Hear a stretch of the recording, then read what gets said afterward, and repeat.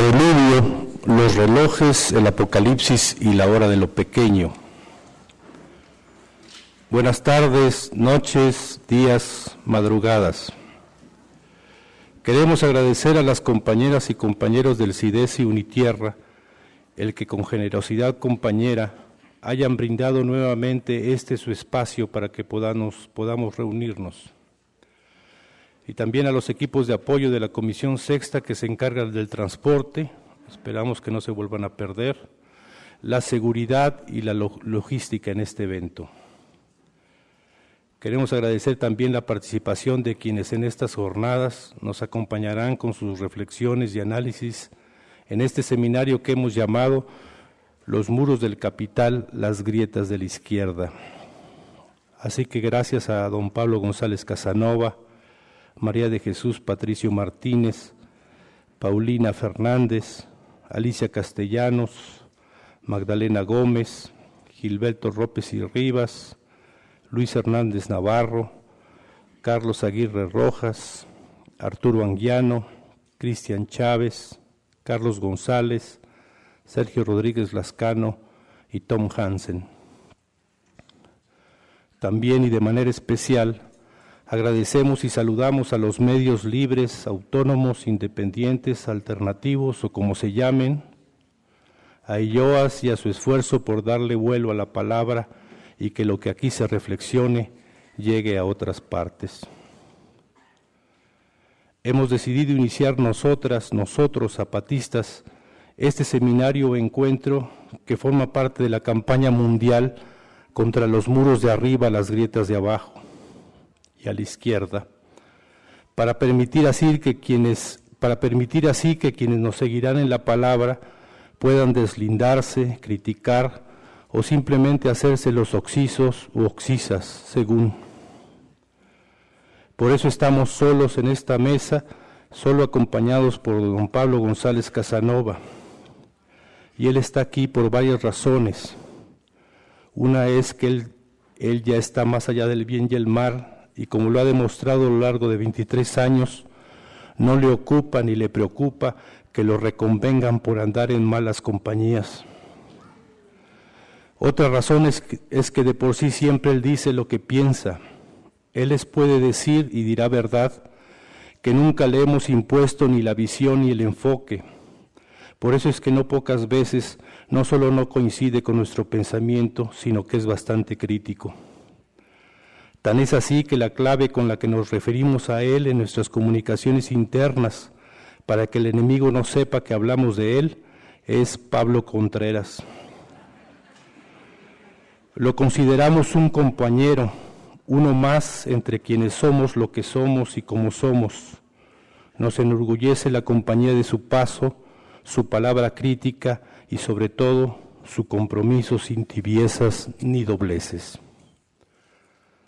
Nuestra palabra de hoy la hemos preparado con el compañero subcomandante insurgente Moisés, de modo que sea hilada, o al menos eso pretende.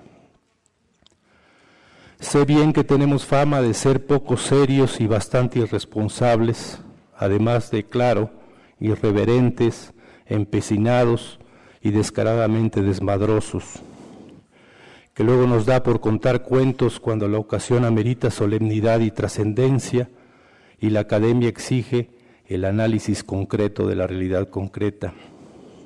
En fin, que somos transgresores de la responsabilidad, las buenas maneras y la urbanidad civilizada. Pero a pesar de eso, les voy a pedir que se pongan serios, porque lo que vamos a decir hoy provocará una luz de descalificaciones y ataques. Bueno, uno más, aparte del ya protagonizado por la histeria ilustrada de la izquierda institucional, que ingenua piensa que llegará al poder, ahora sí, porque ha conseguido tempranamente lo que ya se anunciaba, es decir, se ha convertido en un clon de lo que dice combatir, corrupción incluida. Ese progresismo ilustrado que ha elevado a conceptos de las ciencias sociales categorías tales como complot, mafia del poder, y que prodiga perdones, absoluciones y amnistías cuando de arriba se trata, y sentencias y condenas cuando al abajo se refiere. Eso sí, hay que reconocer que esa izquierda ilustrada es de deshonestidad valiente, porque no teme hacer el ridículo una y otra vez para convencerse a sí misma y a los feligreses de temporada que regenerar es sinónimo de reciclar en lo que a la clase política y empresarial se refiere. Lo que queremos decirles puntualmente hoy es breve e iniciaremos expresándolo en algunas de las lenguas originarias que se hacen palabra en nuestro paso.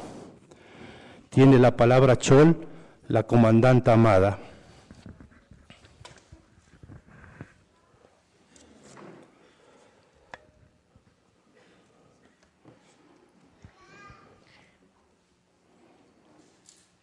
Chilanish, Aña, Ambula Chakin, Hoñolojon, Buchulong Michlel, Kipe Chelel, La Wenlel, Mach Buchonco La Wenmil. Waliyi, Muslong Choquet Mahlel, Baan Chaul. Tiene la palabra Tojolabal, la comandante Berilda.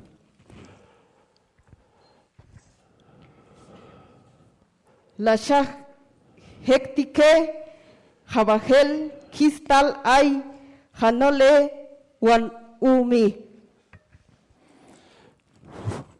Tiene la palabra Sotzil, la comandante Jessica. Bail bahino hameik, tiha hoshuk snisnam il bahin vanahetik, tiha hoshuk akwokoliletik, elek etik, shuk mil vanahetik. Tiene la palabra Celtal, la comandante Miriam. Hatik snichan utzingwanehetik, mayuk hakeslalik tabotanik, mulik te mayuk lek kushlehal taspamal balumilal. Tiene la palabra Castilla, la comandante Dalia. Chinga tu madre Trump.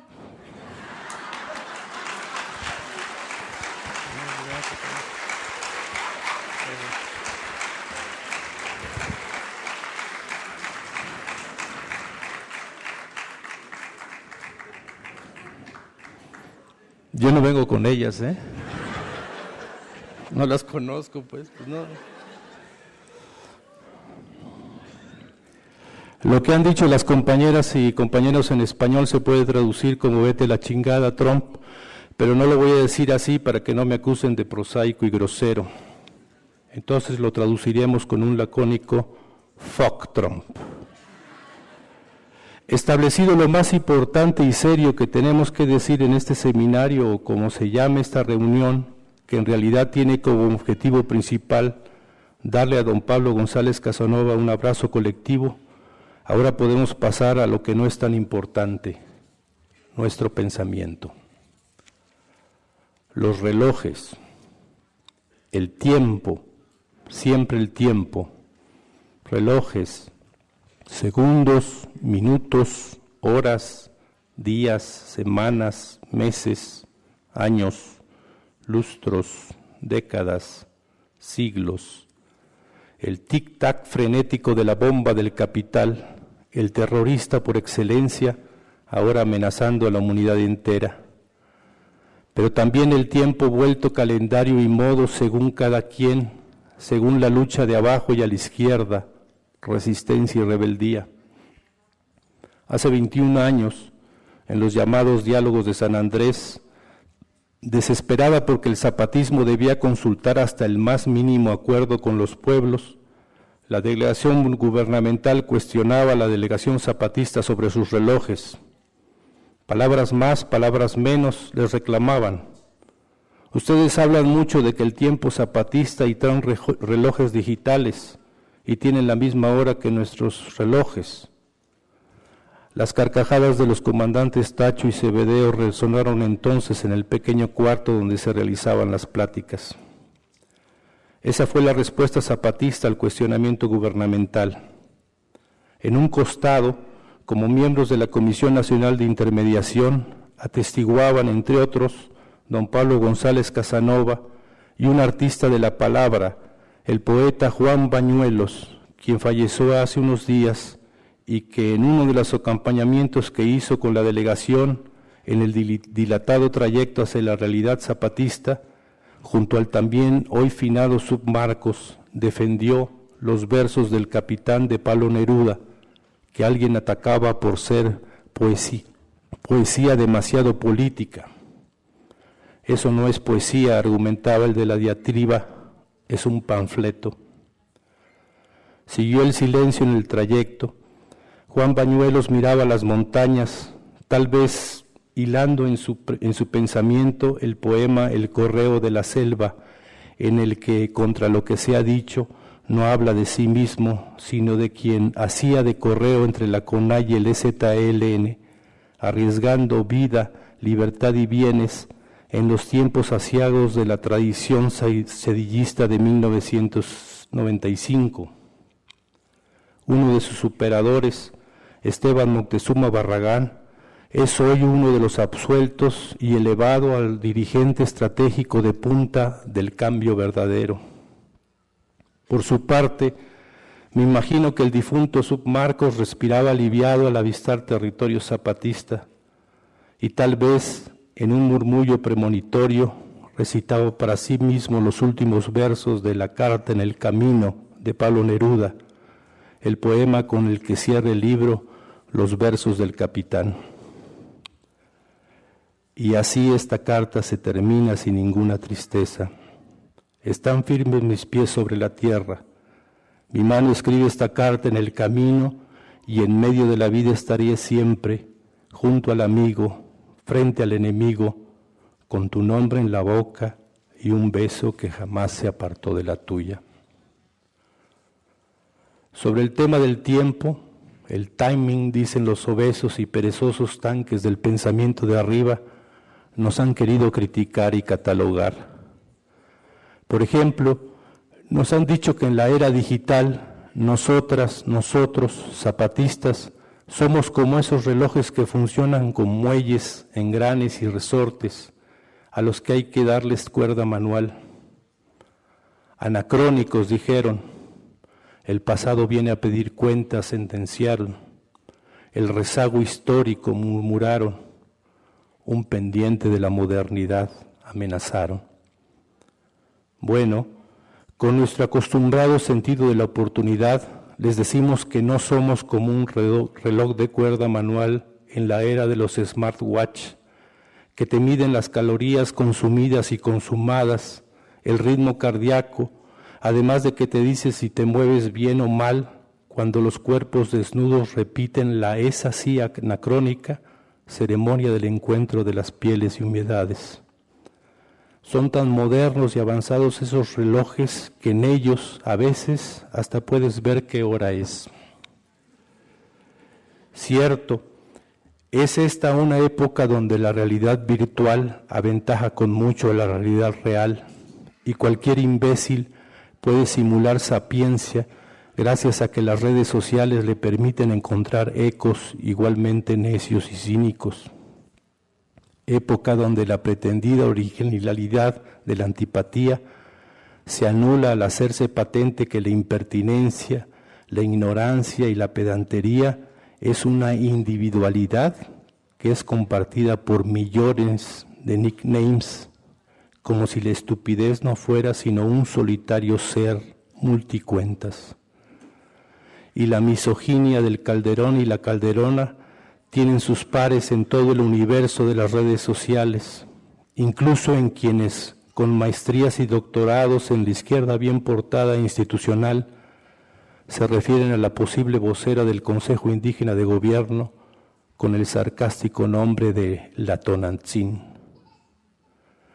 Pero lo que en la derecha es delito denunciable jurídicamente, en la izquierda institucional es un gracioso comentario que no merece ser penado sino celebrado. Aunque se vista de única y irrepetible y dirija un suplemento, la imbecilidad es la más común y corriente de las características humanas en el espectro político de un arriba en el que las diferencias se diluyen incluso en las encuestas.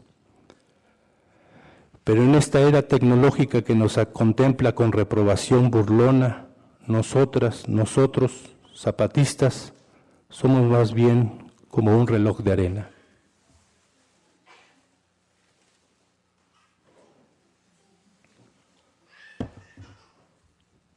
Somos más bien como un reloj de arena.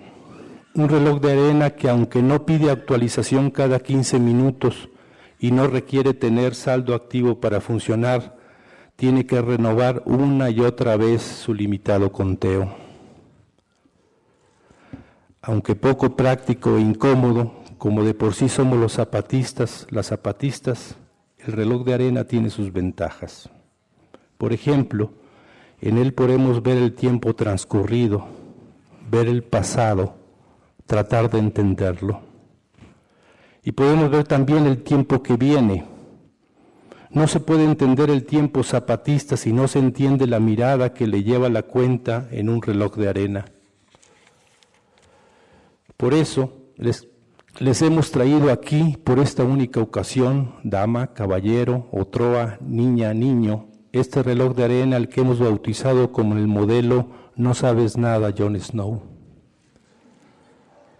Véanlo usted, aprecie la perfección en sus líneas curvadas que recuerdan que el mundo no es redondo y sin embargo se mueve, da vueltas, y como dijo Mercedes Sosa en su tiempo, cambia, todo cambia. Véalo usted y entienda que no nos entiende, pero que no importa, que como luego se dice, no hay pedo, porque no es hacia nuestro modo arcaico, que más que premoderno es prehistórico, donde le pedimos que mire, no, es más allá hacia donde necesitamos su vigilancia. Porque entendemos que usted le pide que pongan atención a ese breve instante en que un granito de arena llega al reducido pasaje para caer y sumarse a los instantes que se acumulan en eso que llamamos pasado. Porque eso le insinúan, le aconsejan, le piden, le ordenan, le mandan. Viva el instante, viva ese presente que ya puede reducir aún más con la más alta tecnología, con la más alta y sofisticada tecnología. No piense en el tiempo que ya yace en el ayer, porque en el vértigo de la modernidad es lo mismo hace un segundo que hace un siglo. Pero sobre todo, no se asome a lo que viene después. Y claro, nosotros, a contrapelo, de contreras nomás, de mulas pues, sin agraviar a nadie en particular, cada quien con su cada cual. Estamos analizando y cuestionando al granito de arena que anónimo está en medio de los demás, esperando su turno para colarse por el angosto túnel, al mismo tiempo que miramos al que yace abajo y a la izquierda en lo que llamamos pasado, preguntándose el uno y el otro qué rayos tienen que ver ellos en esta plática sobre los muros del capital y las grietas de abajo. Y nosotros, con un ojo en el gato y otro en el garabato, o sea el perro, con lo que el gato perro se convierte en herramienta de análisis en el pensamiento crítico y deja de ser la constante compañía de una niña que se imagina sin miedo, libre, compañera. Pero no es al zapatismo al que le invitamos tratar de entender o de explicar, aunque claro, si usted quiere reiterar su torpeza, limitación y dogmatismo anti o pro, pues ¿quiénes somos nosotros para impedirlo? Y entonces le decimos que no valemos la pena, que el zapatismo es solo una lucha más entre muchas, si acaso la más pequeña en cuanto a su número, su impacto, su trascendencia. Aunque eso sí, acaso la más irreverente si la referimos al enemigo que ha elegido, a su aspiración, su objetivo, su horizonte, su necio empeño en construir un mundo donde quepan muchos mundos, todos, los que están, los que nacerán. Y todo esto mientras con absurda obstinación volteamos una a otra vez el reloj de arena, como si quisiéramos decirnos que eso es la lucha, algo donde no hay descanso, donde se debe resistir y no abrir las puertas de la prudente cobardía que con el letrero de salida aparecen a lo largo de todo el camino. La lucha es algo donde hay que estar atento al todo y a las partes y estar listo, porque ese último granito de arena no es el último, sino el primero, y hay que darle vuelta al reloj de arena porque ahí no está el hoy, sino el ayer, y sí, tiene usted razón, también el mañana. Así que ahí tiene usted el secreto del método zapatista para el análisis y la reflexión. Ni siquiera usamos un reloj de cuerda manual, sino que es un reloj de arena. Claro, se entiende. ¿Qué se puede esperar de quienes ahora sostienen que en esta época, además de la lógica del dinero, está globalizada la señora madre de Donald Trump, porque en todo el planeta se le recuerda, se la mencionan, es decir, se la mientan? O tal vez usamos un reloj de arena porque nuestro afán de entender no es interés académico, científico, descriptivo, o pretendido y torpe tribunal que piensa que sabe todo y puede opinar de todo, porque es sabido y lo confirman las redes sociales. Cualquier tontería encuentra sus seguidores y se conforman los rebaños para el pastor, que a su vez es parte del rebaño de otro pastor, y así les va. No, nuestro interés es subversivo. Combatimos al enemigo, queremos saber cómo es, cuál es su genealogía, su modus operandi, podríamos decir siguiendo a Elías Contreras, un finado comisión de investigación del EZLN que sostenía que el capitalismo era un criminal y que la realidad entera en el mundo era la escena del crimen y como tal debería ser estudiada y analizada. Y ahora se me ocurre que las pistas dejadas por Elías Contreras, las dejadas por el ahora afinado Submarcos, las que nosotros zapatistas les vamos dejando a usted, dama, caballero, otroa, niña, niño, jóvenes aunque no en el calendario, pero sí en la mirada, son todas señales para un camino. Y el truco, la maña, como dice el Submoy, la magia, como decía el Submarcos, está en que esas pistas no son para que nos encuentren, nos descubran, nos atrapen. Son, según este apunte que he encontrado en el baúl de los recuerdos del Submarcos y que ahora releo desconcertado, para que no solo encuentren el espejo, sino para que vayan construyendo la respuesta, su respuesta suya de usted, a la pregunta apocalíptica que lo abofeteará en el rostro, sin importar su color, su género o transgénero, su creencia o descreencia, sus filias y fobias políticas e ideológicas, su modo, su tiempo, su geografía. La pregunta que anuncia el apocalipsis más terrible y maravilloso: ¿y tú qué? El apocalipsis que, según cuenta la niña autodenominada defensa zapatista, es de género. Va en su cuenta de los pinches hombres, sentencia cada que puede, venga o no al caso. Esta niña que sueña con completar su equipo de fútbol.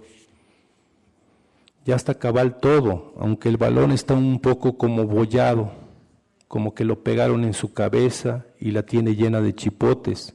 Me responde la niña a una pregunta que ni siquiera he hecho. Y claro, falta completar el equipo, pero no preocupa, Sub, ya vamos a hacer más. De repente dilata, pero ya vamos a hacer más. Me dice tratando de tranquilizarme, mientras en el caracol esperamos inquietos que encuentren al equipo de apoyo que está perdido. El subcomandante insurgente Moisés murmura: creo que tenemos que hacer un equipo de apoyo para el equipo de apoyo, porque siempre les pasa algo.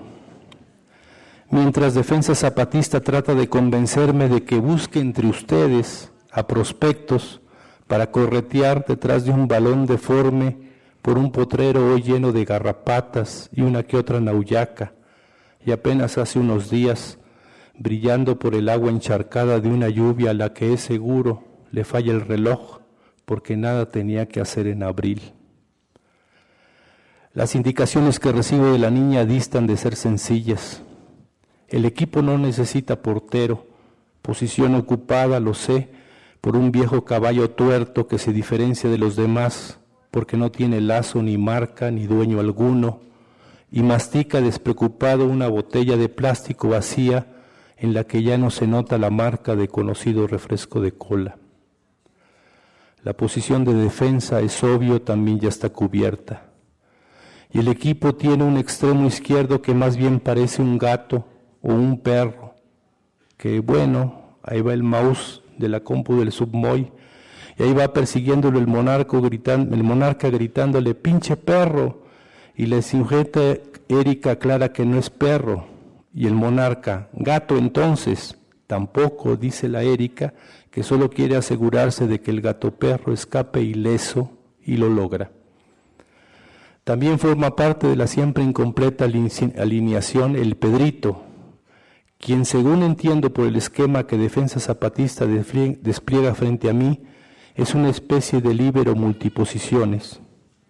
¿Es que acaso obedece el Pedrito? Me aclara. Un día quiere ser portero, otro día delantero, defensa que ni lo sueña, advierte la niña. Luego añade, pero así son de por sí los pinches hombres, que un rato dicen una cosa y al otro rato anda vete. Mientras me mira con los ojos entrecerrados y pone su mejor cara de fuck Trump y hazte a un lado, no te vaya yo a salpicar, o ahí lo veas y tú también. Antes de salir, Defensa Zapatista me resume, o ISUP, no cualquiera, tiene que ser de disciplina y de lucha, porque si no luego se desmayan rápido y en el equipo solo resistencia y rebeldía. Yo no quise disolucionarla, pero tan solo el requisito de disciplina deja fuera a todos los del equipo de apoyo y a todos y todas y todoas los presentes, empezando, claro, por Pablo Contreras, aquí presente. Para el finado Submarcos, según me enteré después de su muerte y rescatando sus letras, el Apocalipsis no es el espejo ni la pregunta, sino la respuesta. Ahí escribió con su torpe letra de niño mal aplicado y reprobado perenne en caligrafía. Ahí es donde el mundo se acaba o comienza. Ya volveré en otra ocasión sobre estas hojas manchadas de humedad y tabaco que junto con otras y en un baúl de tela corroída y rota me entregó el Submarcos momentos antes de su muerte con una lacónica sentencia. Ahí lo veas. La misma frase me la repitió cuando bajaba del templete en la realidad, aún caliente sobre la tierra la sangre de mi hermano muerto, el maestro Galeano, cuando como premonición de lo que vendría después, la única luz era la de la lluvia que rompía la lógica de ese mayo ya pasado en calendarios. No hablaré de ese escrito, o no todavía. Tampoco del que acabo de encontrar y que desafiante tiene este breve título, de cómo Durito decidió abrazar la noble profesión de la andante caballería y se dio en recorrer el mundo desfaciendo entuertos, socorriendo al desvalido, rescatando al oprimido, apoyando al débil y arrancando suspiros lubidinosos en las recatadas doncellas, así como resoplidos de envidia en los machines, informes, presupuestos sin compromisos y contrataciones en hojita de Huapac 69. Sí, coincido con ustedes, es un título tan modesto como su protagonista, pero no se los leeré ahora, y no porque no quiera escuchar las sonrisas que les arrancaría esa historia, escrita con el puño y letra del finado y con la sola aclaración de lugar y fecha. Campamento Guatapil, Sierra del Almendro, abril de 1986. Se alcanza a leer, es decir, hará unos 30 años. No se los voy a contar porque no viene ahora al caso o cosa, según. Claro, usted se está encabronado porque piensa, ¿para qué se las estoy dando a desear si ni más palomas, naranjas podridas, niguas, nones, nel pastel? que ahorita no les voy a leer la historia del título tan breve como clarificador, pero déjeme decirle que esos papeles encontrados en el baúl del submarcos me hicieron recordar algo ocurrido cuando no se cumplía aún en el reloj de la realidad la hora de su muerte. El subMOI y el ahora afinado submarcos regresaron de la reunión con el Comité Clandestino Revolucionario Indígena Comandancia General del EZLN, celebrado en uno de los galerones del Caracol de la Realidad, y me mandaron llamar. Yo entendí que había llegado la hora en los dos relojes que el ahora difunto portaba desde el 1 de enero de 94, porque yo sabía que su muerte se había ya decidido, pero no el cuándo. El que me mandaran llamar solo significaba una cosa: el fallecimiento era inminente y me daría él las últimas instrucciones antes de mi nacimiento. El subMOI se tuvo que retirar y quedé solo con el submarcos. Él me entregó una pequeña maletita de tela, vieja y mal parchada, sin decirme nada. Yo pregunté qué hacía con eso y él solo me respondió que yo sabría qué hacer llegado el momento. Asentí en silencio. Después me dio las indicaciones de la ubicación de un bosón de montaña donde me dijo tenía guardados varios libros. Ahora me vienen a la memoria las antologías poéticas de León Felipe y Miguel Hernández, el romancero gitano de García Lorca, los 2 tomos del Quijote, los versos del Capitán de Pablo Neruda, una edición bilingüe de sonetos de William Shakespeare, la historia de Cronopios y de Famas de Julio Cortázar y otros que ahora no recuerdo. Se me hizo raro que en su última voluntad tuviera lugar en su pensamiento para recomendar el rescate de unos libros que lo más probable ya estarían hechos pedazos por la humedad y la hormiga arriera. Debo haber hecho algún gesto porque él se sintió obligado a explicar: no hay soledad más desesperanzadora que un libro sin quien lo lea. Yo no dije nada, solo escribí en clave los datos del buzón. Luego él me preguntó, como de por sí era su modo en las indicaciones finales: dudas, preguntas, angustias, inconformidades, mentadas de menta o de las otras. Quedé pensando. Tengo pregunta, le dije, pero no porque la tuviera, sino para darme tiempo y poder pensar algo. Él aguardó en silencio, y no sé por qué le pregunté de durito.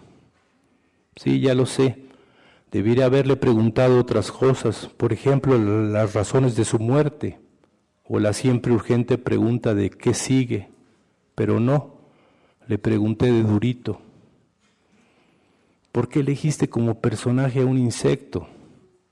Lo del viejo Antonio lo entiendo, lo mismo con los niños y niñas, pero un insecto, y peor, un escarabajo.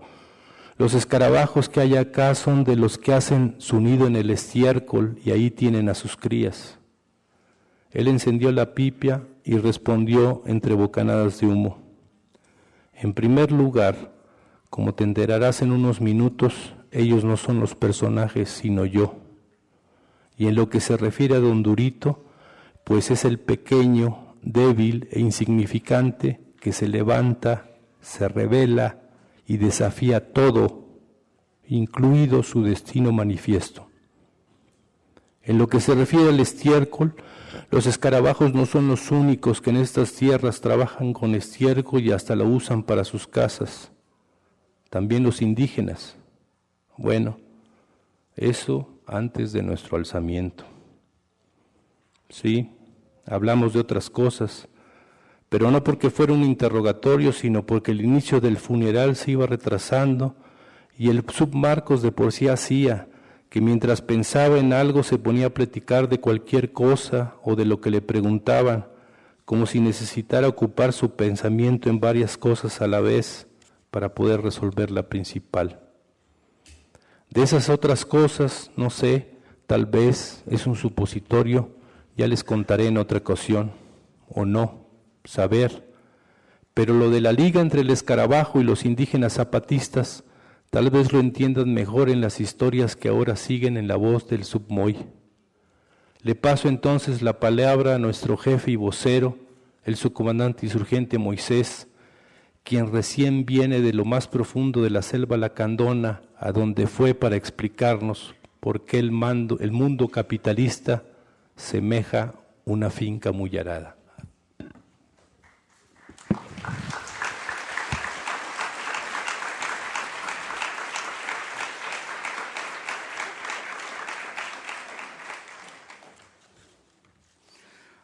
Buenas noches, buenas tardes o buenos días, según a donde nos escuchan, hermanos, hermanas, compañeros, compañeras. Lo que les voy a platicar no es lo que creo, sino lo que me platicaron a nuestros bisabuelos y abuelos y bisabuelas y abuelas. Platiqué con uno de nuestros bisabuelos que él dice que tiene 140 años.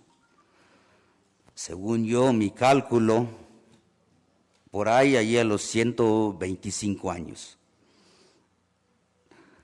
Tiene que uno estar muy pegado ya en el oído para que entonces las escucha lo que le preguntas. Más o menos como 20 y tantos entre bisabuelos y bisabuelas que platiqué con ellos. Les estuvimos preguntando, porque estaban allí compañeros del comité clandestino también. Y entonces, resulta de que entonces la parte, como estaba diciendo pues el subgaleano, viene una parte donde real de lo que nos platicaron ellos y ellas. Por ejemplo, la teja que le hacían antes a los finqueros, o sea, los dueños de las haciendas, los hacendados, el patrón, como dicen ellos,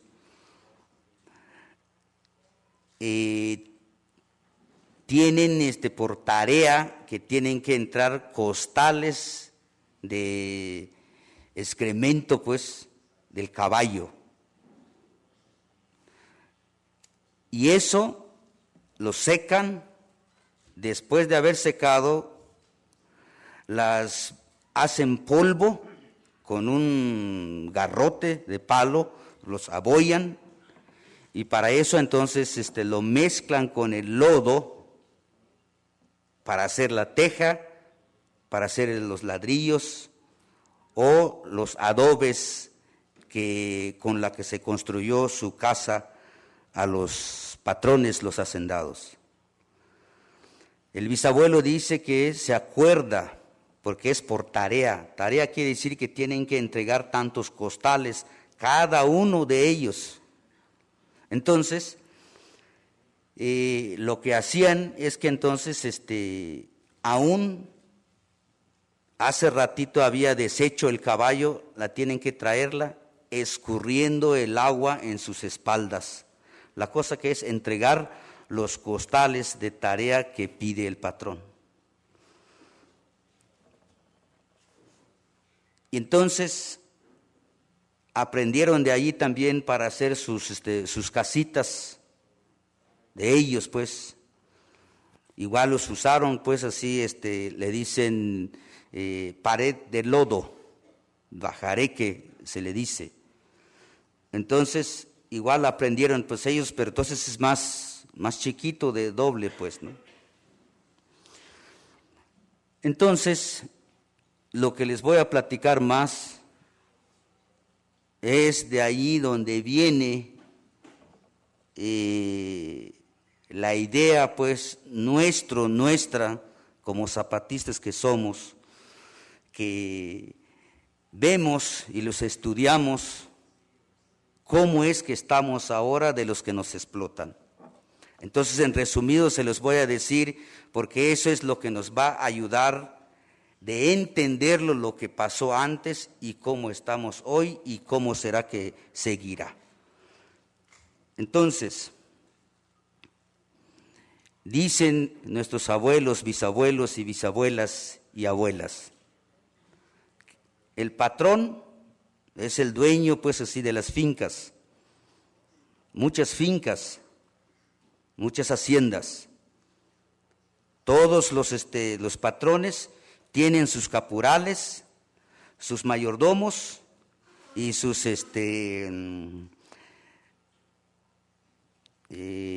capataces.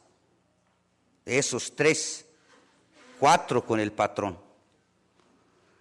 Y nos cuentan de que las fincas hay de 15,000, de 20,000, de 25,000 hectáreas. Y que hay fincas de diferentes trabajos.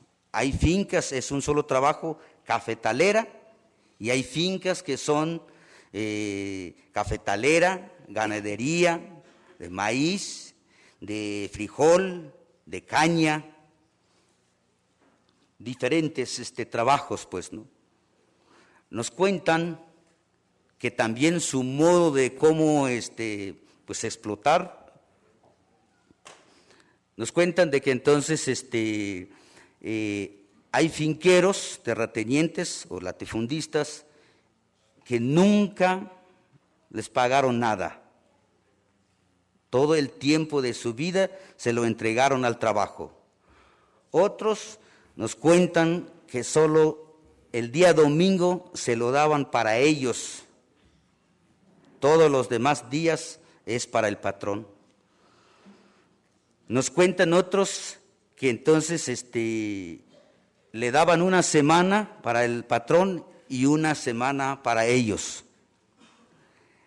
Es una maña, es un truco, porque nos cuentan de que esa semana que supuestamente es para ellos, nuestros bisabuelos y bisabuelas, nos cuentan de que entonces en lo que cosechan, en lo que encuentran esa semana, ya sea frijol, maíz o algunos animalitos que van juntando, a la hora de que venden tienen que darle a la mitad al patrón y le queda pues la otra mitad.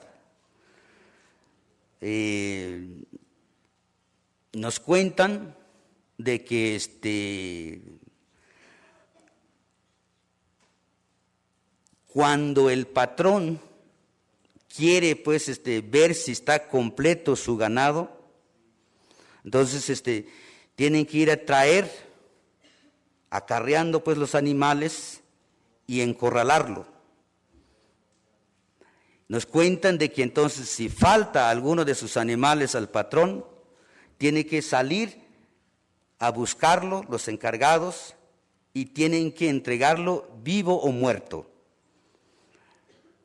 ¿Cómo pide el patrón, o sea, el terrateniente, cómo pide de que entonces que lo comprueba si está muerto? Tiene que traerle el pedazo del cuero, para que entonces el patrón se dé cuenta de que sí está muerto ya su animal. Si no las encuentra, tienen que buscar hasta que los encuentran, ya sea vivo o muerto. Y el patrón también cuando saca a venderlo, entonces el patrón los organiza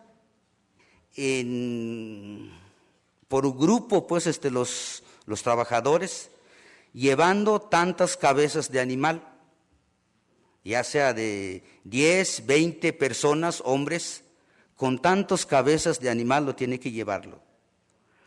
El patrón lo cuenta antes de salir y el patrón los cuenta de recibir donde quiere que llegue el animal. Cada persona tiene que entregar completo.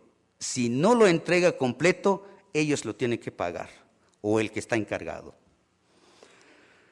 Nos cuentan que entonces el corral, cuando el patrón así lo quiere, es hecha de piedra el corral. Y si no, es con madera, labrado con hacha, y dicen de que entonces tiene que ser madera de puro corazón. Quiere decir que entonces es lo más duro de la madera para que no se pudra luego. Entonces no aceptan así tierno, pues, y además el patrón no los recibe.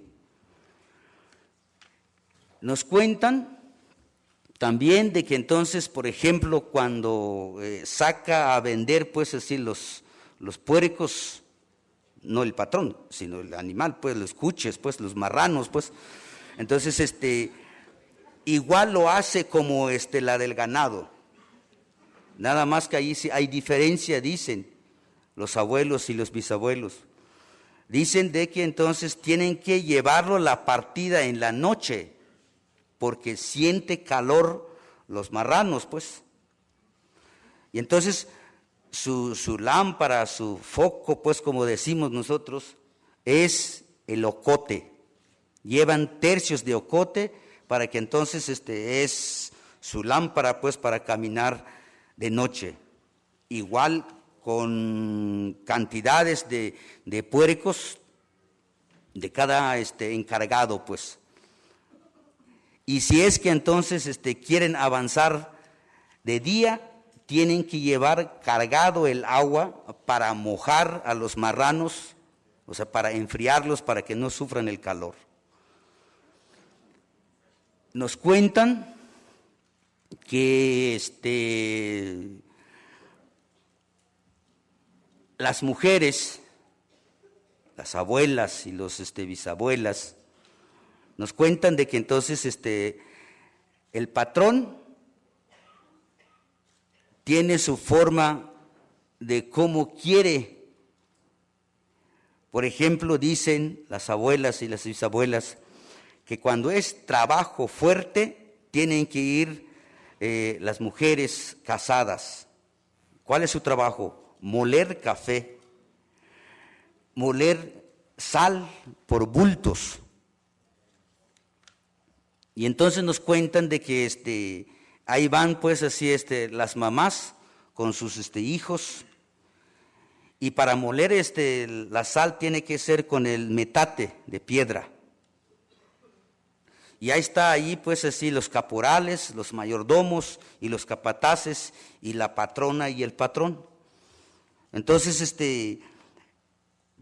ahí llevan pues así su bebé, y no deja que atienda pues al bebé que está en su espalda, llore y llore y llore, porque ahí está ahí el patrón que tiene que sacar su tarea.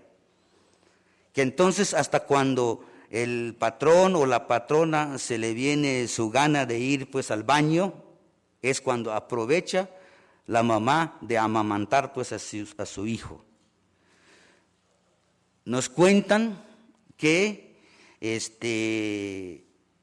el patrón pide de que se vayan puras muchachas en atender pues allí en su casa, en la hacienda, para diferentes trabajos.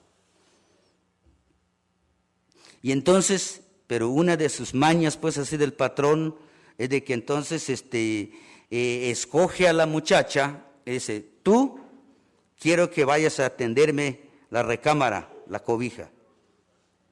Y entonces, y a la hora que entra la muchacha, y ahí donde va también ahora sí el patrón a violarla. Pero entonces las escoge. Y nos cuentan también de que si quiere, los agarra. Nos cuentan también que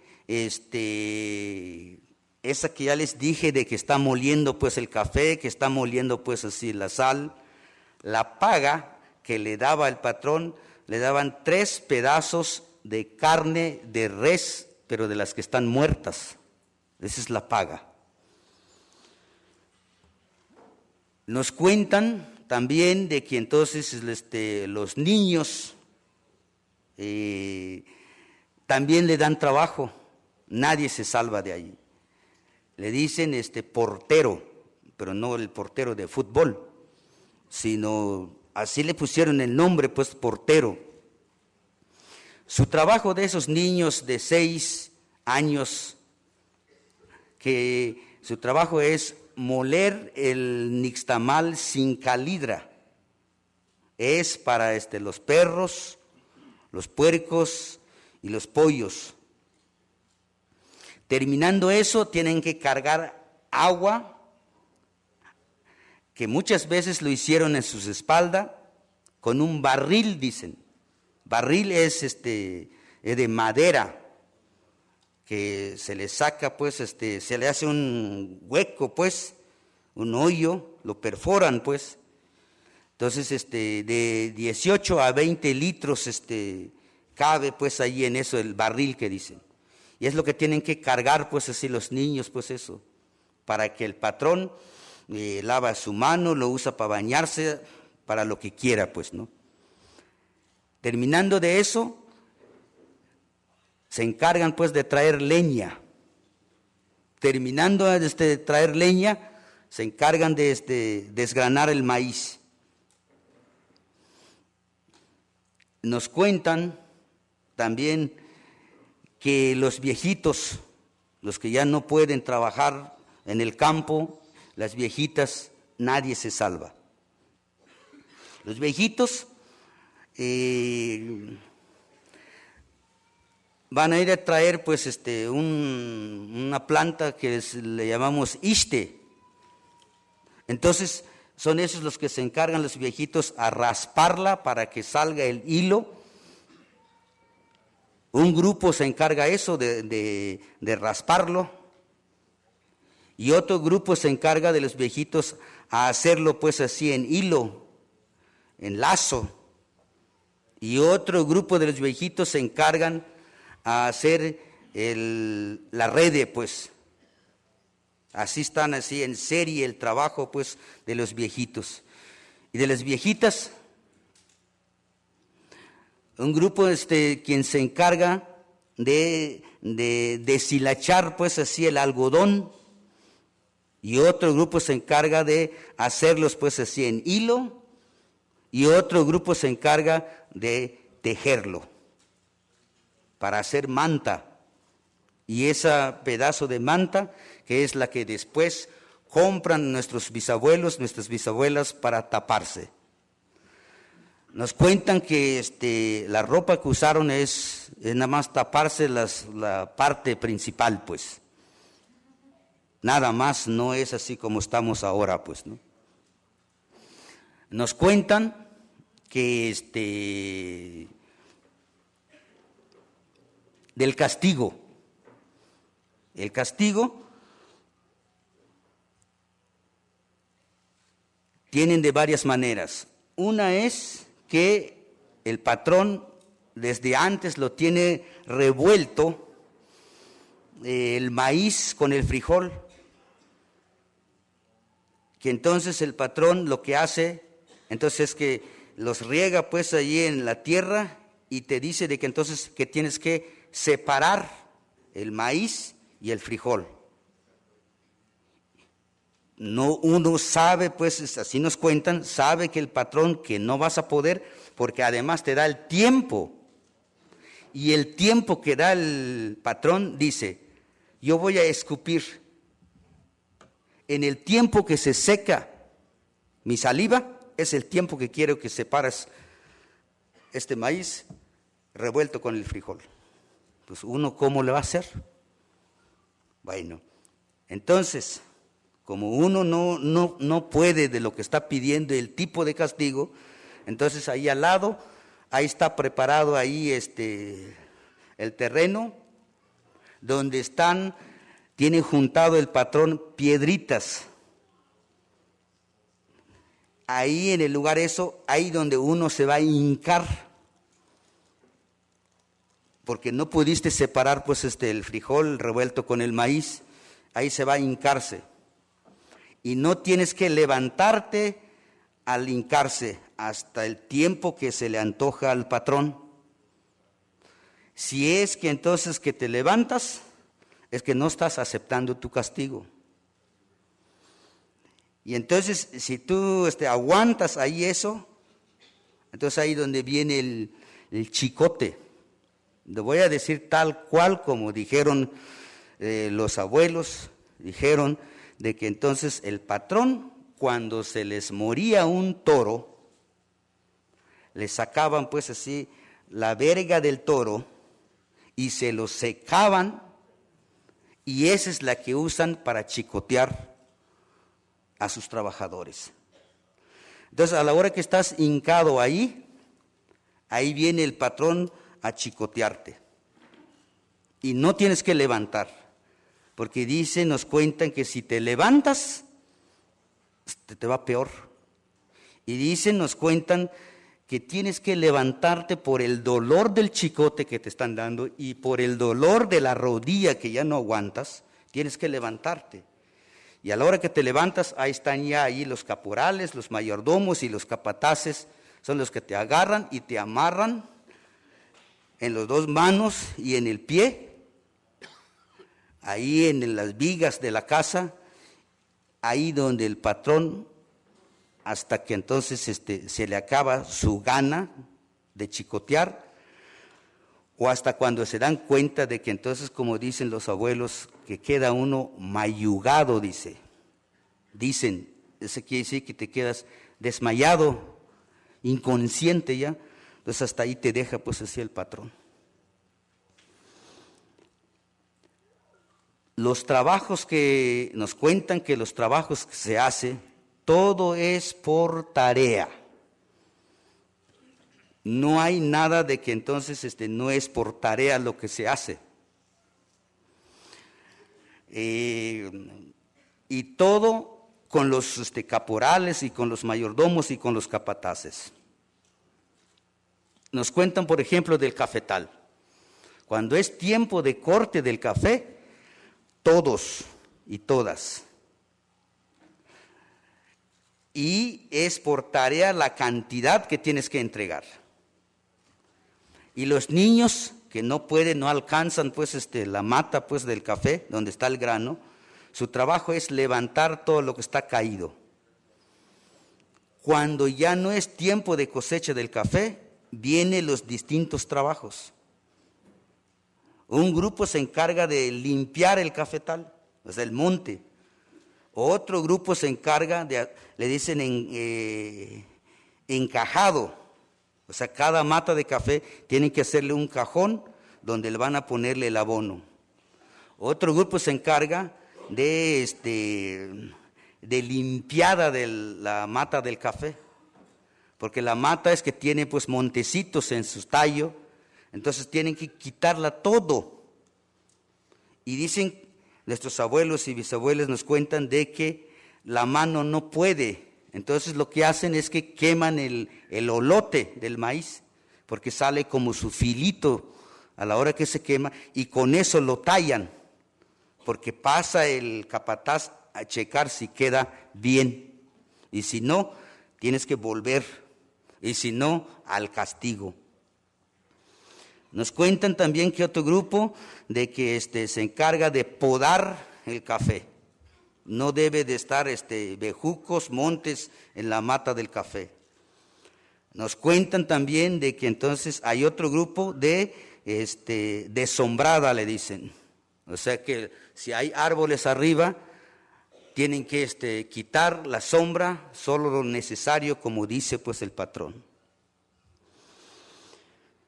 Nos cuentan también de que entonces en todas pues así las fincas que hubo, que hay, porque sigue habiendo todavía, siempre está allí la ermita, le dicen. Entonces a la hora de que se van pues así a su rezo, esos sillas, bancos que hay ahí, eso, no pueden sentar ellos allí nuestros bisabuelos. Si es que entonces están sentados allí, lo sacan a empujones. Y el sacerdote ahí lo está mirando, no dice nada. Solo se sientan allí los que son patrones o los que son mestizos. Y si quieren sentarse ellos, es el piso.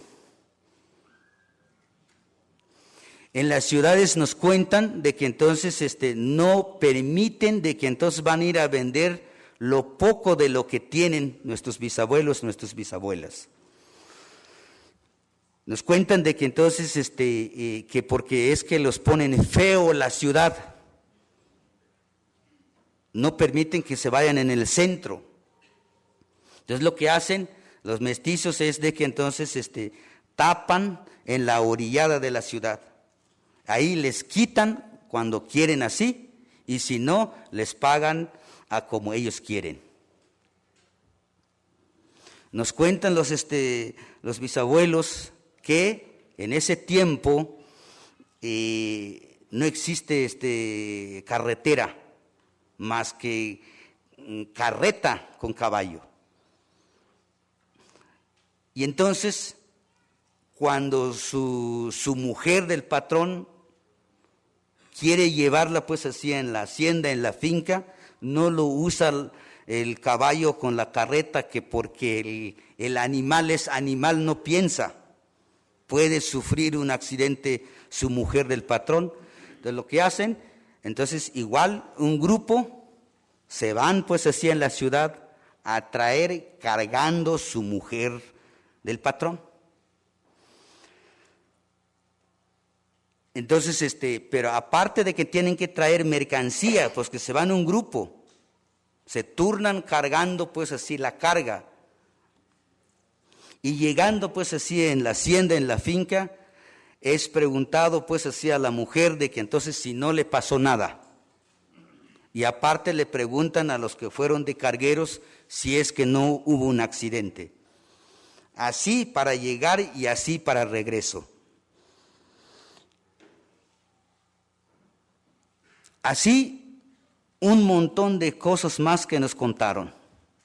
Por ejemplo, ahí nos mostraron ahí el centavo que les pagaban antes.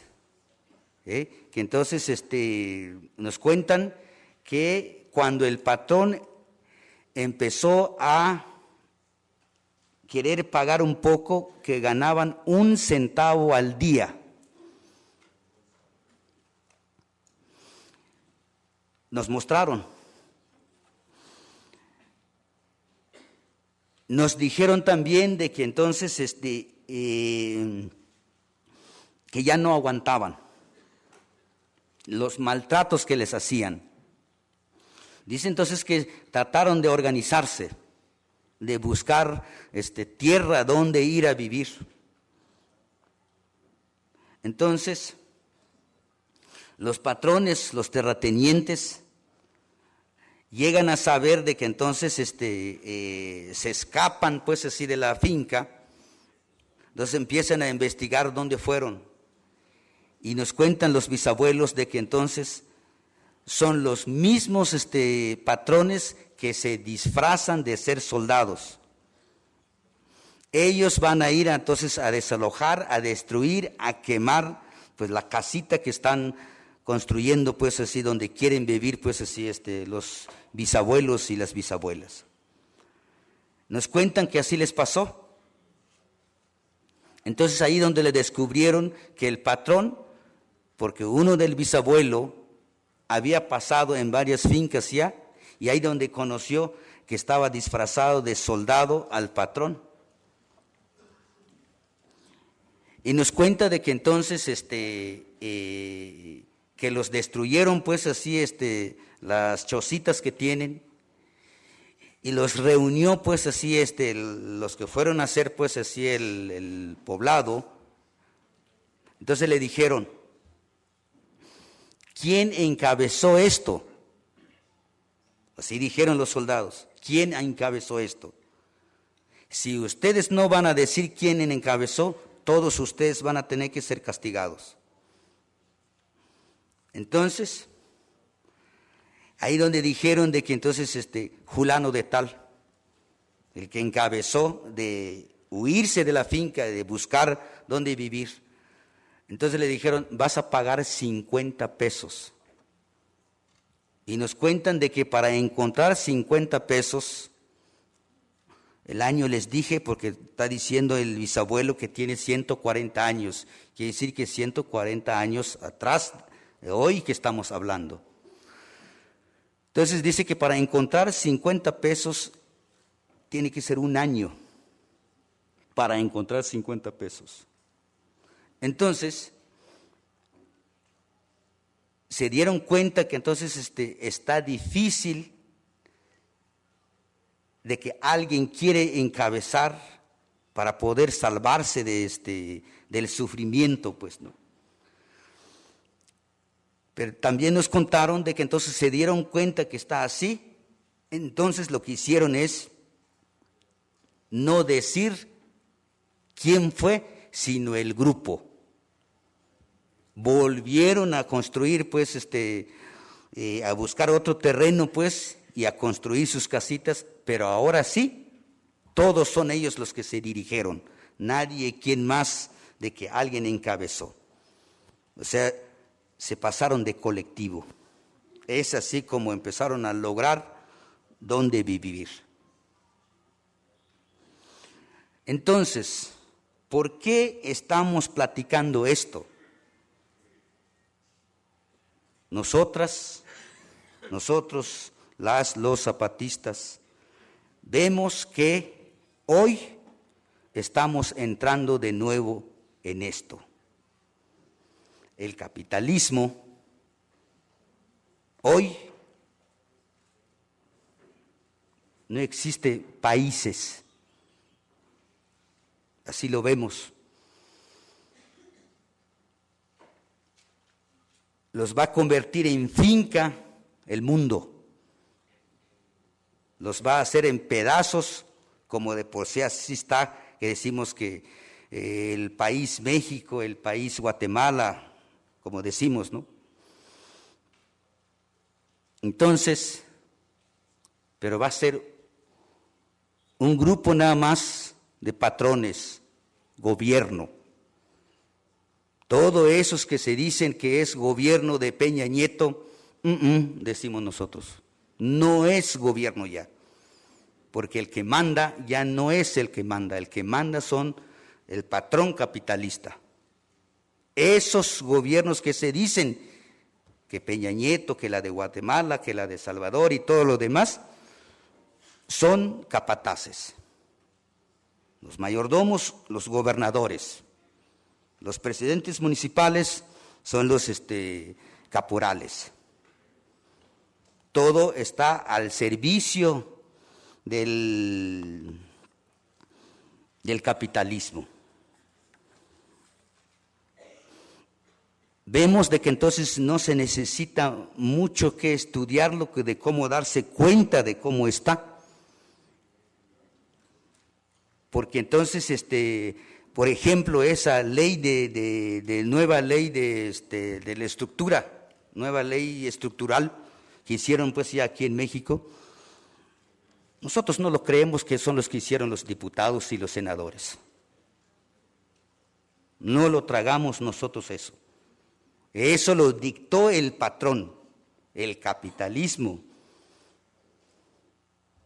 porque ellos son los que quieren hacer de nuevo como lo hicieron sus tatarabuelos también, de esos. Pero ahora sí más peor, porque entonces, por eso hablamos de al principio, pues eso, estamos hablando de que, por ejemplo, pues Absalón Castellano Domínguez, el ex general, tenía fincas pues aquí en Chiapas y tenía finca o tiene finca en Oaxaca. Estamos hablando de 5,000, de 10,000 hectáreas. Aquí el capitalismo ahora, una finca, cuando el patrón capitalista dice, voy en mi finca la mexicana, voy en mi finca la guatemalteca, voy en mi finca la haitiana, voy en mi finca la costarricense. Todos los que son países capitalistas subdesarrollados, va a ser la finca. Quiere decir que el mundo los va a hacer en finca. El capitalismo, el patrón, el que quiere gobernar, la que quiere gobernar, si es que la vamos a permitir.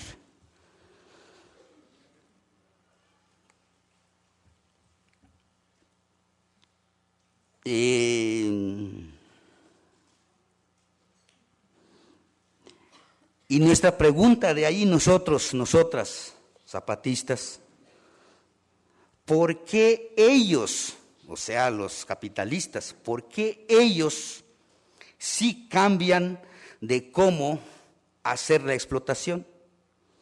¿Por qué nosotros no cambiamos de cómo luchar para salvarnos en esto? Por eso les platiqué qué hicieron pues así nuestros bisabuelos, de donde venimos, los indígenas. Nos dijeron eso de que entonces fallaron cuando dijeron de que fulano de tal nos dirigió, pero no dejaron.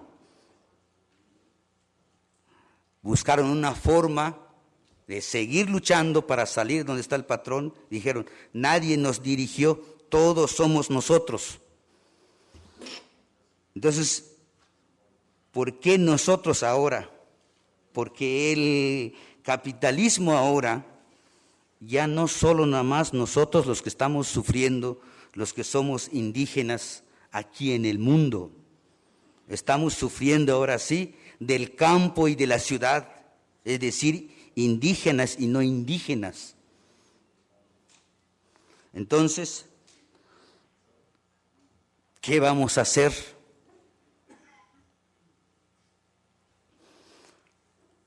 Y entonces, acá nosotros pues, los zapatistas, que vivimos pues así en la mierda pues del capitalismo, que aún estamos luchando, que seguimos luchando y vamos a seguir luchando, chiquito como estamos, pero estamos mostrando de que entonces cómo nos enseñaron los bisabuelos, de que sí hay forma de cómo.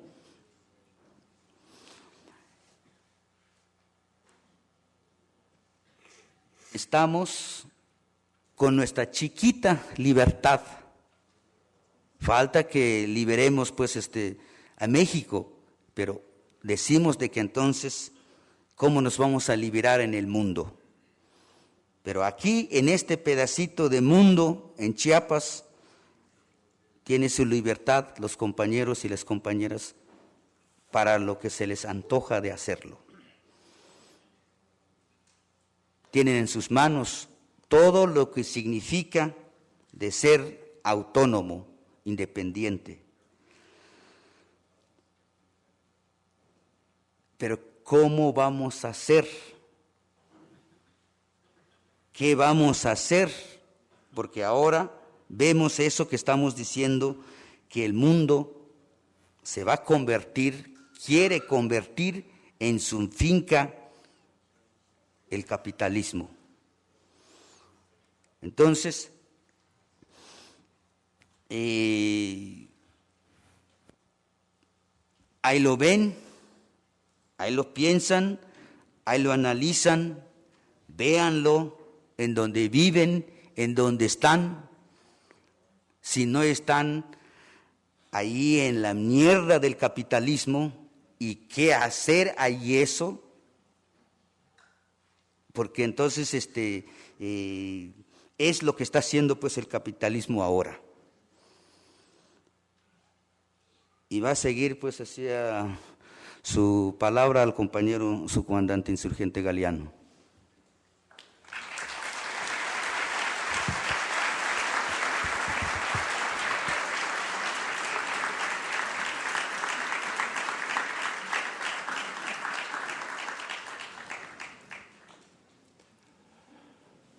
Caguemusha, abril también es mañana. Hace unos meses el subcomandante insurgente Moisés me dijo una síntesis de lo que ahora les ha contado a ustedes con más extensión y sustento. Tal vez sin proponérselo, había él detectado una línea de tensión entre el pasado y la tormenta que ya está. Esa madrugada, después de escuchar las historias que en voz del submoy contaron los más antiguos de nuestros compañeros, regresé a mi champa.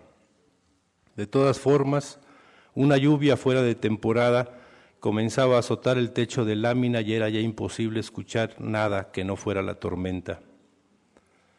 Volví a hurgar en el baúl que me encargó el submarcos porque me pareció haber visto un texto que algo podría referir a lo que acaban de escuchar. Revisar esos escritos no es fácil, créanme.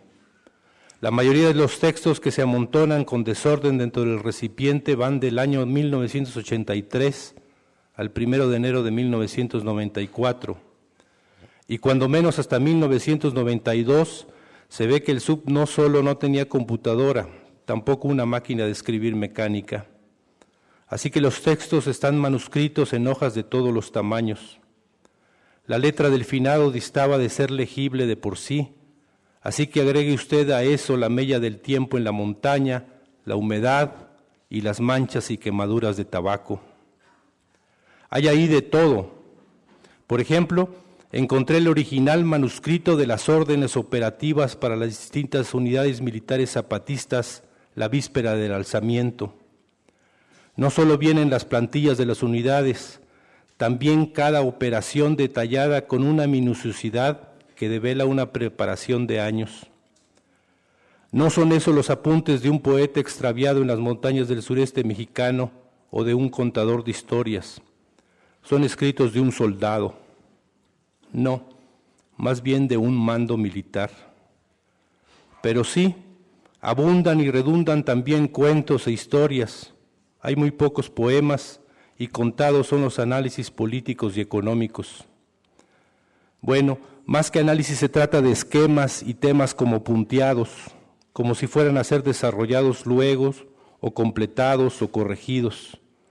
He identificado varios de ellos con algunos de los que fueron hechos públicos luego, aunque ya pulidos. Pero no es eso lo que busco. Las historias que recabó el SUBMOI me recordaron que algo había en ese montón desordenado de papeles e ideas sobre la genealogía de la lucha anticapitalista. Aquí está. Este sí es de después del inicio de la guerra porque está impreso y la tipografía es la de un procesador de textos. Por lo que dice, debe haber sido escrito hace unos 20 años, cuando los zapatistas hicieron públicos algunos análisis más profundos sobre lo que acontecía y lo que preveían seguiría después. Bueno, al menos las primeras líneas, porque algo parece que es de un periodo posterior. El texto tiene un título desconcertante, pero que se acomoda conforme se avanza en la lectura. Se llama Abril también es mañana, y le siguen lo que parecen puntos a desarrollar, aunque incompletos en ese momento. La mayoría de los planteamientos aparecieron ya desarrollados en textos que fueron hechos públicos alrededor de los años 1996-1997, así que no los aburriré de nuevo repitiéndolos. Los principales han sido agrupados ahora en un libro llamado Escritos sobre la guerra y la economía política. Es este. Elaborado por la editorial Pensamiento Crítico Ediciones. Si a alguien le interesa más conocer sobre eso, este libro podría servirle o puede consultar también la página electrónica de Enlace Zapatista.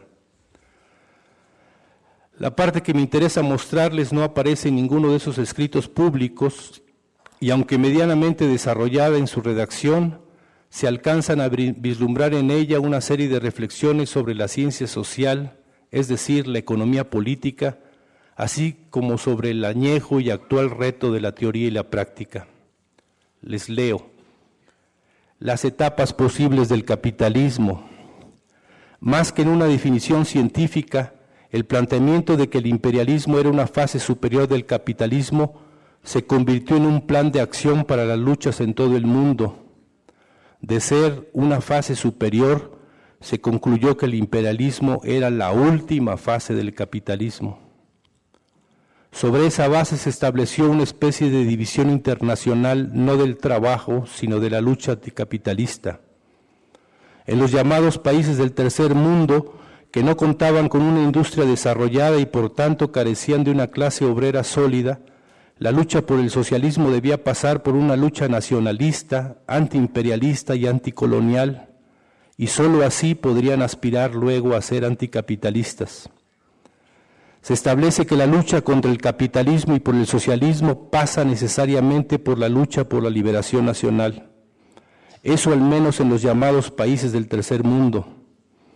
Para poder transitar al socialismo, las naciones debían librarse primero del yugo neocolonial, el impuesto por el imperialismo norteamericano en ese caso. No era posible la construcción del socialismo en un solo país, mucho menos si el país era uno subdesarrollado. La revolución socialista o era mundial o no lo era. El análisis científico se convirtió entonces en una especie de comando central de la revolución mundial y se instaló en la Unión de Repúblicas Socialistas Soviéticas. De ahí partían las estrategias y tácticas para las luchas anticapitalistas en todo el mundo. Quien acataba las órdenes recibía el beneplácito de la vanguardia mundial. Para quien no, para quien pretendía construir su propio camino, es decir, su propia lucha, había la condena, el ostracismo y la etiqueta de moda para descalificar. La ciencia de la historia, la economía política, dejó de ser ciencia y abandonó el análisis científico supliéndolo por la consigna. Si la realidad no coincidía con la visión del Comité Central, la realidad era catalogada como reaccionaria, pequeño burguesa, divisionista, revisionista y muchos istas semejantes. El pensamiento crítico pasó del análisis a la justificación y los tropiezos y errores se cubrieron con la coartada del enfrentamiento con el imperialismo norteamericano. El simplismo de un mundo bipolar invadió a la ciencia social y, al igual que las fuerzas políticas y los gobiernos, tomó partido por uno de los dos grandes y únicos contendientes. La inteligencia fue derrotada y la mediocridad se instaló cómodamente. Mediando el siglo XX, todos estaban contentos y tranquilos. El mal llamado bloque socialista se enfrascaba en lo que nosotros llamamos la Tercera Guerra Mundial. En Asia, África y particularmente en América Latina, las luchas transcurrían sin mayor relevancia para esa guerra, la que importaba, y las organizaciones partidarias de la izquierda de entonces eran conminadas a dirigir sus esfuerzos principales al apoyo del bloque socialista. Todo intento de lucha debe tener el visto bueno de los tanques pensantes y no que la Unión de Repúblicas Socialistas Soviéticas redactaban manuales que, más que simplificar, amordazaron el desarrollo de la ciencia social. Como si fueran las Olimpiadas, en la ciencia social se competía no por mejor entender lo que ocurría y lo que vendría, sino por más alto y más veces levantar la bandera propia, fuera la de las barras y las estrellas, fuera la de la hoz y el martillo. En el escenario mundial todo parecía previsible y sencillo, pero en eso llegó Fidel. Y la problema, como dicen los compas, es que no llegó solo, sino que traía de la mano a un tal Camilo que en el apellido llevaba la definición. Y con ese tremendo par llegaba también un argentino, médico, fotógrafo, asmático, sin nombre relevante en el árbol genealógico de la Revolución Mundial y sin cargo alguno en ninguna estructura. Apenas unos meses después, el planeta entero lo conocería con solo 3 letras, Che. Luego pasó lo que pasó, y la luz que iluminó el Caribe en esos primeros años de la década de los 60 se convirtió, sin proponérselo, en un virus que contaminó el continente. Después de un largo calendario de derrotas en ese dolor llamado Latinoamérica, un pueblo entero se organizaba y cambiaba de destino y extendía su nombre. Desde la fracasada invasión mercenaria con patrocinio norteamericano, Cuba se llamó Fidel y Fidel Castro tuvo a Cuba como apellido de resistencia y rebeldía, de lucha. El país más pequeño, el más despreciado, el más humillado, se levantaba y con su acción organizada cambiaba la geografía mundial. El estadista que el pueblo cubano puso al frente, en unos cuantos años prácticamente borró a los demás líderes mundiales y, como debe de ser, en torno a su figura se convocaron los extremos, los pocos para adular, los más para atacar. Solo unos cuantos miraron y aprendieron que algo nuevo había surgido y que la Revolución Cubana no solo había roto el dominio que sobre la América entera imponía el imperio de las barras y las estrellas, el norte revuelto y brutal. También había hecho pedazos la ya entonces acartonada teoría social que era pastoreada por los comisarios, que en todo el espectro político son la constante y nunca la excepción.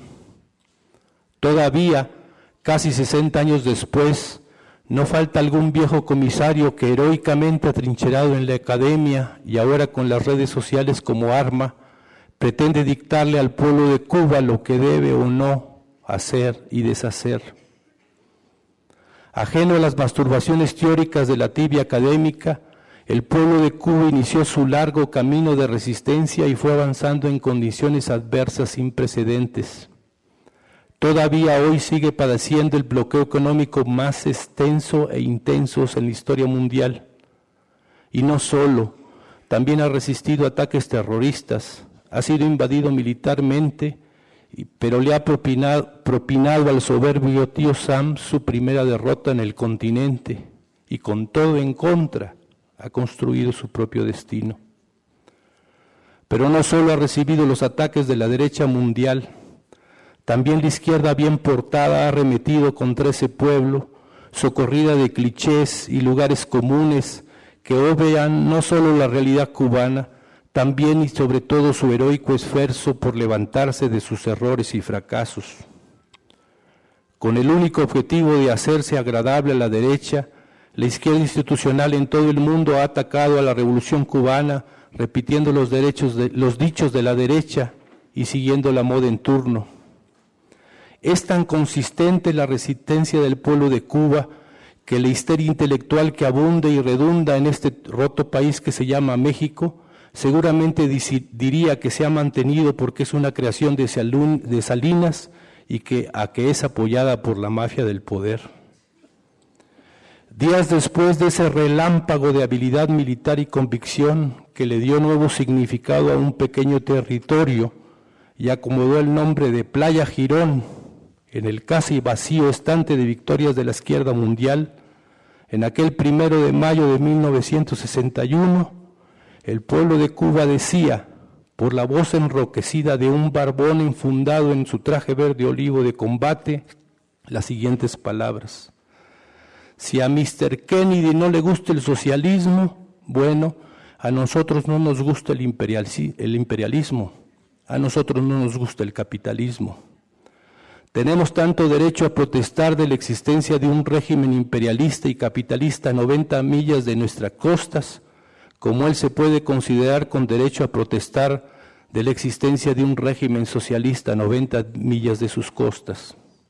Ahora bien, a nosotros no se nos ocurriría protestar de eso, porque eso es una cuestión que le incumbe a ellos, una cuestión que le incumbe al pueblo de Estados Unidos.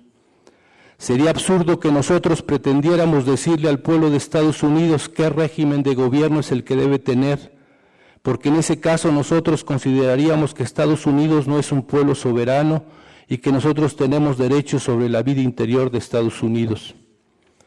El derecho no lo da el tamaño, el derecho no lo da el que un pueblo sea mayor que otro, eso no importa. Nosotros no tenemos sino un territorio pequeño, un pueblo pequeño, pero nuestro derecho es un derecho tan respetable como el de cualquier país, cualquiera que sea su tamaño. A nosotros no se nos ocurre decirle al pueblo de Estados Unidos qué régimen debe tener. Luego, es absurdo que al señor Kennedy se le ocurra decir qué régimen de gobierno es el que quiere que nosotros tengamos aquí, porque es una cosa absurda. Eso nada más se le ocurre al señor Kennedy porque no tiene un concepto claro de lo que es la ley internacional y la soberanía de los pueblos. El texto sigue con una extensa reflexión sobre la ciencia social y el pensamiento crítico, pero me detengo ahora señalando que bien puede usted intercambiar el nombre de Kennedy por el de Trump y verá que en esas palabras había no una declaración coyuntural, sino una declaración de principios. Miré entonces el reloj de arena. Se me ocurrió que tal vez no es cualquier arena la que contiene, y tal vez no es cualquiera, porque esta arena tal vez viene de una playa reiterada en la historia de lucha y resistencia de la humanidad contra el capitalismo. Tal vez la arena que fluye de uno a otro lado de este reloj Viene de un lugar del continente americano y su geografía la ancla en una isla que se estira en el Caribe, como caimán rebelde que se niega a ser sometido y por eso endurece la piel y la mirada. Tal vez, se me ocurre ahora, la arena de este reloj de arena es arena de Playa Girón, que así se llama esa grieta en el muro del capital y que con su persistencia nos enseñó a todos que el grande y poderoso puede ser derrotado por el pequeño y débil cuando hay resistencia organizada, necio empeño y horizonte. Déjenme decirles que el finado Submarcos, y no solo él, sentía una gran admiración por el pueblo de Cuba y un profundo respeto por Fidel Castro Ruz. En aquella plática informal que tuvimos horas antes de su muerte, la palabra recaló en el tema militar. Me contó que él consideraba que la historia militar de lucha de los pueblos era poco conocida. Se refirió entonces a la llamada batalla de Zacatecas y a la toma de Ciudad Juárez, ambas conducidas por Francisco Villa. Me contó que él tomó prestada la concepción que implementó el general Villa para tomar Ciudad Juárez y con ella diseñó el inicio del alzamiento. Para la batalla de Zacatecas no me faltaba caballería, dijo bromeando, sino planada. En lo internacional, contra el común de la izquierda, su referencia no era la batalla de Leningrado, sino la batalla de Santa Clara, conducida por el Che, la de Cuito-Cuanavale, que dirigió Fidel Castro, y la de Playa Girón, también comandada por Fidel Castro. Aproveché para preguntarle por qué siempre que nombraba a Fidel Castro no decía comandante, si toda la izquierda latinoamericana lo hacía. Así me respondió: el que todos así lo llamaran pudiera bastar, pero no es por eso. Nosotros somos un ejército, y cuando decimos comandante decimos mando, y a nosotros no nos manda nadie, como no sea nuestros pueblos. Pero Fidel Castro no necesita que nosotros le digamos así. A él su pueblo le ha dado ese grado y no necesita más. Se siguió contándome sobre Playa Girón y con admiración narraba la ocasión en que Fidel Castro discute y manotea con sus oficiales porque no lo dejan avanzar hacia Playa Girón a combatir contra los mercenarios. Imagínate, me dijo riendo de buena gana, Fidel contra todo su Estado Mayor. Él emperrado en que quiere estar en el frente de combate y los demás en que no, que tiene que cuidarse. Y sabes, Fidel Castro no argumentó que era su deber, les dijo que era su derecho. Encendió su pipa el finado y después de la primera pitada la levantó como si brindara y dijo, por supuesto que la discusión la ganó Fidel. Luego, dando por terminado el tema, añadió, Fidel Castro es el Maradona de la política internacional y nunca le van a perdonar los goles que le metió a quien se atrevió a enfrentarlo. Recordé las palabras del difunto Submarcos cuando leía sobre lo que el famélico espectro político de Latinoamérica opinó sobre la muerte de Fidel Castro. La reiteración en la derecha y en la izquierda bien portada de reproches y supuestas críticas. La derecha que nunca le perdonará las derrotas que le propinó, y la izquierda institucional que no lo absolverá de haber sido todo lo que ella, en su mediocridad, nunca llegará a ser.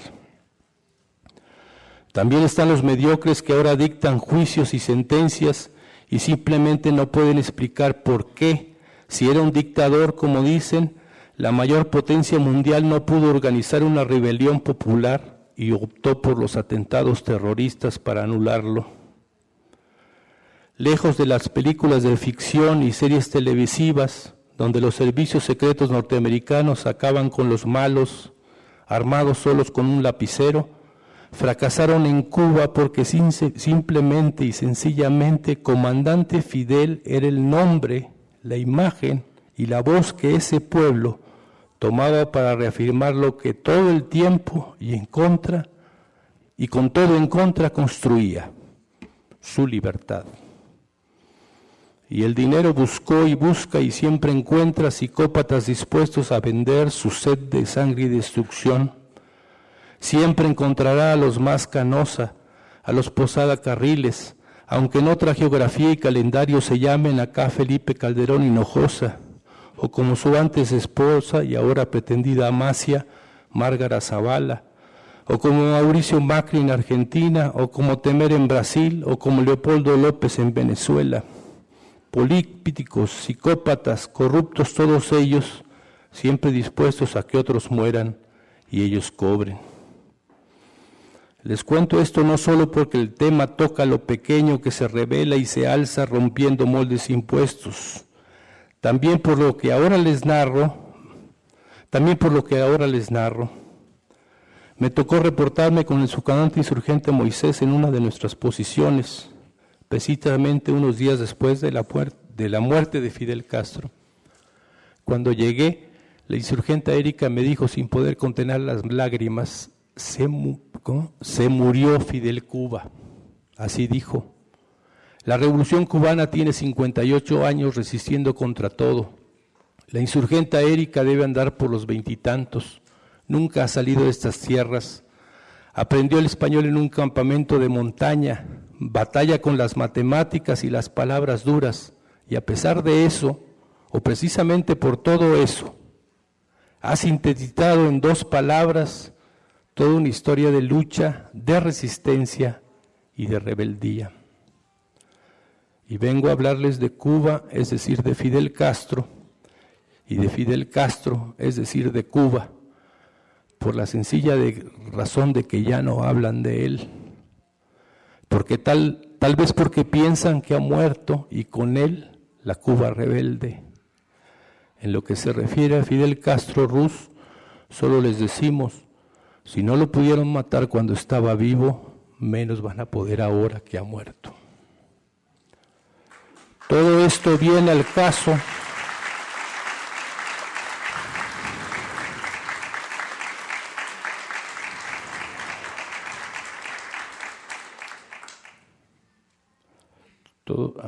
Todo esto viene al caso o cosa, según, porque es cierto, el difunto Submarcos tenía razón. Abril también es mañana. Y volviendo a aquella ocasión, como el tiempo se alargaba, seguí platicando con el finado Submarcos cuando todavía no estaba afinado. El tiempo en la realidad zapatista había entrado en ese ritmo en que parece que el día tiene prisa por irse, pero la noche sigue de perezosa. Me parece que todo el operativo de ese día 24 de mayo del 2014 lo estaba resolviendo el subcomandante insurgente Moisés, pues al Submarcos nadie se le acercaba con informes o preguntas, como si el Submoy estuviera haciendo todo lo posible para que el Submarcos pasara tranquilo sus últimos minutos. Como seguíamos ahí esperando, le pregunté por qué se decía eso de que él era el personaje y no Durito, el viejo Antonio y los otros seres que poblaron sus relatos. Claro, todavía no conocía yo ni nadie el texto que leería la madrugada siguiente y que se titula Entre la luz y la sombra. Antes de responderme, el Sub miró ambos relojes. Nunca antes había hecho eso. Siempre o consultaba uno o checaba el otro, dependiendo de la situación. Después de confrontar ambos relojes, suspiró profundamente y me preguntó: ¿qué es lo que no entiendes? Eso, le respondí, porque entonces, ¿quién eres? O más bien, ¿quién has sido? Entonces se cuadró e inclinando la cabeza, paradójicamente tratando de imitar el tono de voz de los serios y formales samuráis de Akira Kurosawa, dijo: Kagemusha. Y digo que paradójicamente porque el Submarcos bromeaba de todo y de todo se burlaba, sobre todo de sí mismo. Yo puse la misma cara que ustedes están poniendo ahora. ¿Qué diablos es eso de Kagemusha? Un señuelo, me respondió, un distractor, una sombra, la sombra del guerrero. Entendí entonces por qué en sus últimos textos había aparecido de pronto un nuevo personaje, Sombra, el guerrero. Y entonces pregunté por qué sí. Y él me respondió: entonces nada, Alguien tenía que hacerlo y a mí me tocó. ¿Y entonces qué vas a hacer?, le insistí. Morirme, me respondió mientras se colocaba el pasamontañas. Se acomodó entonces la gorra, encendió la pipa y dirigiéndose a la guardia que resguardaba la puerta ordenó por última vez: dile al submoy que estoy listo. Viene la tormenta. Una y otra vez el dinero tratará de romper la historia que importa. Una y otra vez será vencido. Como en un mes de abril de hace ya 56 años en Playa Ginor, generaciones enteras se arrancarán los juegos de un tirón y se levantarán desafiando el destino que se les impone. Ese día volverán a escucharse, aunque con otra voz, las palabras que el pueblo de Cuba dirigió a quienes pretendieron doblegarlo. Tampoco escaparán al veredicto de la historia, que no será un simple veredicto de palabra, sino el veredicto que marca inexorable el destino de los explotadores de todo el mundo, como un reloj que les dice: tus días están contados, el fin de tu sistema explotador se acerca. Cuba pervivirá, los pueblos originarios pervivirán, la humanidad pervivirá, y cuando se diga patria, se dirá mundo, se dirá casa, se dirá vida. Cierto, no habrá relámpagos más fieros ni tormenta más grande, pero al final esta tierra se levantará y con ella sus mujeres, sus hombres y quienes son lo que son sin ser ni uno ni otra.